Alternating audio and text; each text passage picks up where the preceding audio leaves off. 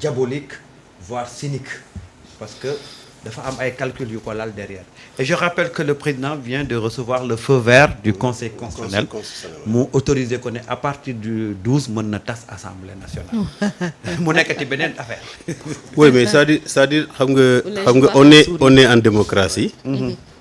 nit ki bu waxee xalaatam war nañ ko mën a nangul. effectivement. mais assemblée nationale c'est vrai c'est bon que conseil constitutionnel wax date bi à partir de laquelle on peut dissoudre l'assemblée. le 12. mais Sénégal kañ la nit ñi xam ne Bassirou Diomaye président Sénégal la du le 2 avril. le 24 mars on sait que Bassirou Diomaye est élu président. ñi nekk assemblée nationale. le 31 juillet. ñëpp xam nañ ne. ñoom ñoo député yan département. waaw la coalition bu nekk gagné. donc déjà donc le 31 juillet président Bassirou mënoon na tas assemblée bi. le 31. le 31 mënoon na ko tas. après ay recours mooy am rek. mais il a pris le soin de demander au conseil constitutionnel un avis. l'avis du n'est-ce pas. defu ko. le 11 août la ñu publier les résultats le 11 août 2022 ñu wax ñan ñooy député à l'Assemblée nationale. mënoon na ci sukkandiku pour tas assemblée. parce que am na ay juristes yoo xam ne loolu lañ défendre. le 12 septembre mooy date installation bi. xam nga bu dee président Bassirou dafa nekkoon ci ay calcul. il n'allait pas introduire la loi pour demander à ce que Assemblée nationale siège à partir du 29 août. tey la ñu ubbi session bi. session bi ça peut aller au-delà du 12 septembre. donc man jàpp ma ne c'est un calcul politicien ou c'est un piège que il les a tendu. man li may wax ça n'engage que man ak sama mouvement. lan nga jàpp. dama jàpp ne. waruñoo tas assemblée nationale ci jamono ji. pourquoi. xam nga dafa am loo xam ne. sénégalais yi fa la ñuy xaar régime bi. c'est pas une chasse aux sorcières. bu tasoon assemblée dañu naan wooy dafa bëgg a dàq nit ñi. comme il aurait pu prendre un décret def ay délégations spéciales dans les mairies et dans les conseils départementaux. mënu ko def. il peut le faire. mais il considère que te man loolu laa jàpp. ku nekk ak fi nga nekk Sénégal nga war a nekkal foofu liggéeyal Sénégal. donc même bu ñu ko joxee feu vert ne ko mën nga tas assemblée nationale le 12 septembre mais xanaa kay. assemblée boo xam ne moom moo leen convoqué pour ñu càmbar ko benn projet de loi du leen tas en pleine session. du ko tas en pleine session. donc c'est-à-dire que il faudrait que les gens sortent de ce calcul là xam ne président Bassirou Diomaye dafay jox une occasion rêvée à cette assemblée nationale de se réconcilier avec elle-même et de se réconcilier avec le peuple. et de jouer carte sur table parce que quand même. de se réconcilier d'abord avec elle-même. mooy assemblée nationale kenn xamul lu muy nuru. assemblée bii moom moo dugal benn projet benn loi proposition de loi ne waa conseil constitutionnel dañ leen corrompre. waaw. assemblée bii moo voté pour ñu reporter élection yi. mu féewaloo ak askan wi. tey jii ils savent que il faut d'abord que ils se ressaisissent et se réconcilient avec eux-mêmes et avec l'Assemblée nationale ci boppam les députés. ensuite se réconcilier avec le peuple. def ngeen ay micro-trottoir non. qu'est-ce que le peuple a dit da ngeen dégg kenn ku ne noonu nañ bàyyi assemblée HCCT wala conseil économique. donc askan wi foofu la leen di xaar pour que ñu voter cette loi là ne président Bassirou Diomaye oui mu tas institution yooyu. même le peuple. et ça leur permettra. et aller au-delà même de ça. peuple bi sax ñoom li ñuy réclamer mooy nañ tas assemblée. oui moom laa lay wax mais c'est-à-dire qu'au moins ils auront l'occasion de se réconcilier avec le peuple. et je pense que bu dee dañoo voter le président Bassirou Diomaye lii. ne il vote oui pour ce projet de loi là président Bassirou dogal après pour dissoudre l'Assemblée et le conseil constitutionnel le conseil économique et social et le haut conseil des collectivités territoriales l'Assemblée là va se réconcilier avec le peuple donc il faudrait pas que ñoom ñu parce que man dama jàpp ne li war a mën a tax ñoom ñu bañ voter cette loi là ce n'est pas des raisons républicaines raison lan la politiciennes et partisanes. Bien sûr. Explique. c'est-à-dire que dañu ne oui lan la ñu wax Aminata Mbengue Ndiaye moo nekk fële. suñu mbokk la politiquement. Abdoulaye Daouda Diallo moo nekk fële suñu mbokk la politiquement. mais ñooñu tey jii président Bassirou Diomaye bu leen bëggee conserver mën na leen changer. parce que c'est des institutions yoo xam ne seen président de la République moo leen di choisir. Donc c'est pas ces gens-là que on est en train de combattre. Parce que bu dee loolu la tous les mercredis domination mi ngay dégg président Bassirou Diomaye mën na jël dogal changer Aminata Mbengue Ndiaye indi fa keneen changer Abdoulaye Daouda Diallo indi fa keneen te duñ ci mun dara parce que la constitution moo ko may loolu. Mais il considère que dafa am une des promesses électorales boo xam ne defal na ko Sénégalais yi di ko xaar ci promesses électorales yi. du mën a respecter toutes les promesses en un jour mais au fur et à mesure dafay teg ay jéego gars yi xam ne kii kat lu mu ñu waxoon moom la nekk di def. te bii nag ça doit passer par l'Assemblée nationale comme ni ko imam waxee mënoon na ne léegi naa tas Assemblée nationale wut fa majorité doog a tas yii mais il se dit que ñi fi nekk jàpp na ne moom ni mu nekkee palais. di liggéeyal Sénégal noonu la ñiy nekkee Assemblée nationale di liggéeyal Sénégal. Donc pour l'intérêt supérieur du peuple sénégalais bu leen indi les projets de loi war nañ ko mën a voter. C'est comme si novembre jot mu indi leen la loi de finances. ñu voté ko n'est-ce pas. Mais bu ñu amee beneen attitude on n'est plus dans le cadre républicain on est dans le cadre partisan et politicien bu boobaa nag.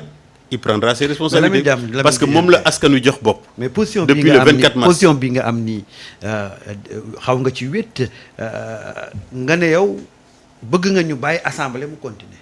oui mais xam nga on peut pas. boo xam ne daf la xañ nga def débat d'orientation budgétaire. ñun je dois dire le camp patriotique.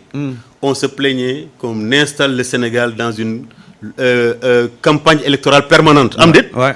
Pourquoi on doit faire ça. Pourquoi dañu war a tas Assemblée nationale pourquoi dañu war a tas les conseils économiques les conseils municipaux et départementaux pourquoi. d'accord aussi. Non l'essentiel ne ku nekk jiital Sénégal. te liggéeyal Sénégal. parce que c'est ça aussi léegi nag bu ñu gisee ne yow du Sénégal moo la intéressé sa bopp moo la intéressé. te ñun Sénégal la ñu votel évidemment dañ la fiy jëlee. indi fi koo xam ne dafay toogal Sénégal. et moi je n'aimerais pas qu'on arrive à ce niveau-là donc li ma gëm man mooy que li ñu war a def mooy. Assemblée nationale bii. nañu jàpp ne le projet de loi bii président Bassirou Diomaye indi pour ñu voter ko te son ministre de la justice ñëw pour défendre ko nañ ko votel xam ne c'est une occasion pour eux. de se réconcilier avec le peuple sénégalais. buñ ko defee. dinañ juboowaat ak askanu Sénégal buñ ko deful nag askanu Sénégal def li mu defoon mars 2024 mooy ni ñu jëlee fii Macky Sall. teg fi Bassirou Diomaye Faye moom lañ leen di jëlee fii Assemblée nationale indi fi ñoo xam ne dañuy ànd ak Bassirou Diomaye Faye liggéey. donc avant loolu di am je considère que ñoom dañu war a xoolaat seen defaraat seen toogaay. xoolaat seen bopp xam ne ñoom ak Bassirou Diomaye Faye bu dul dara sax ñoo bokk Sénégal. te Bassirou mënu leen gën a bëgg Sénégal ci man li ma jàpp.